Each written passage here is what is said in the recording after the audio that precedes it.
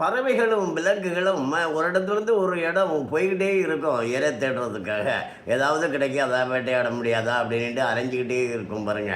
அதை மாதிரி நம்ம ஊர் அரசியல்வாதிகளெல்லாம் அங்கே போகலாமா, இங்கே போகலாமா, அங்கே பொறுப்பு கிடைக்குமா, இங்கே கிடைக்குமா, பதவி கிடைக்குமா, நாம் தலைவனாக இருக்க முடியுமா அப்படின்னுக்கிட்டு அலைஞ்சிக்கிட்டு இருக்காங்க.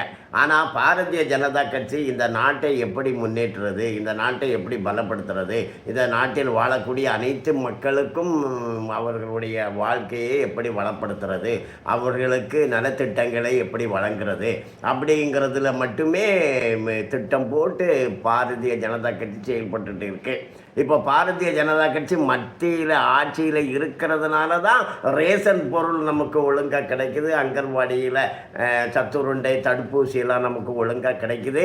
நம்முடைய கிராமத்தில் இருந்து மாநகராட்சி வரைக்கும் அனைத்து சாலை வசதிகளையும் அனைத்து சாதாரண மனிதனில் இருந்து எல்லாருக்குமே பாதுகாப்பு, எல்லாருக்குமே மருத்துவ உதவிக்கு தொகை, காப்பீடு, இப்படி மத்திய அரசு ஆட்சியில் இருக்கிறதுனால தான் இது சாத்தியப்படுது. எல்லாருமே தொழில் துவங்குவதற்கான வசதிகள், அதற்கான நிதி உதவி, இது எல்லாம் மத்திய அரசு தான் பண்ணிகிட்டு இருக்கு. மாநிலத்தில் ஆட்சியில் இருந்தால் தான் செய்ய முடியும் அப்படின்னு இல்லை. மத்தியில் ஆட்சியில் இருக்கிறதுனால தான் தமிழகமே ஓரளவுக்கு வாழ்ந்து கொண்டு இருக்கிறது. இந்த சூழ்நிலையில் பிரதமர் நரேந்திர மோடி அவர்கள் தேசிய ஜனநாயக கூட்டணியினுடைய தலைவர்களை எல்லாம் சந்தித்து பேசியிருக்காங்க.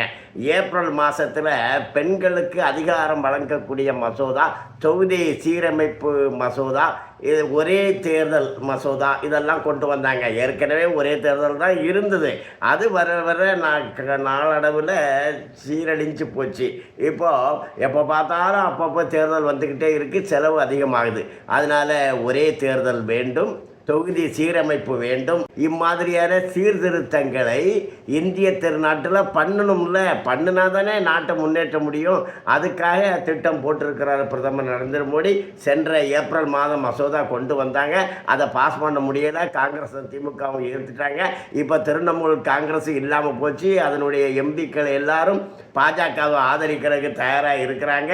ஏப்ரல் மாதத்தை கொண்டு வந்த மசோதா தோல்வியடைந்தது.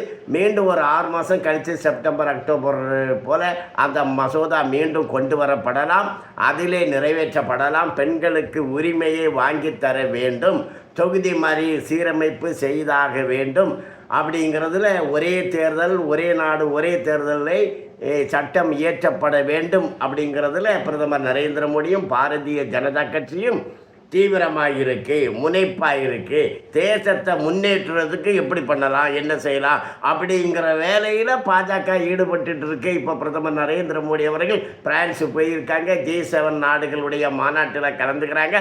உலக தலைவர்களெல்லாம் டைம் கேட்டு வாங்கிக்கிட்டு இருக்காங்க பிரதமரை சந்திக்கிறதுக்கு.